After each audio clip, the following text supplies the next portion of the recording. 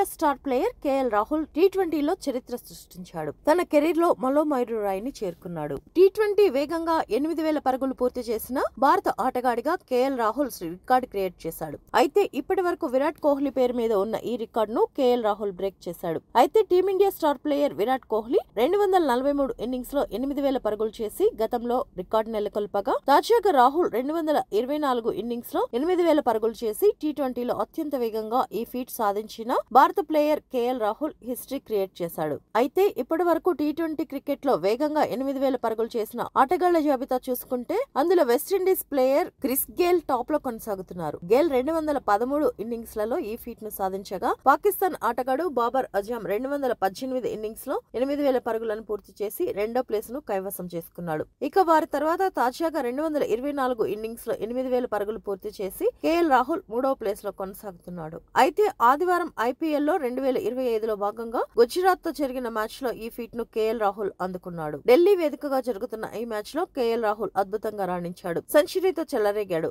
అయితే ఈ సీజన్ లో కేఎల్ రాహుల్ ఢిల్లీకి తరపున ఆడుతుండగా ఆ జట్టు ఇప్పుడు ఐపీఎల్ పాయింట్ల పట్టికలో 5వ స్థానంలో కొనసాగుతోంది.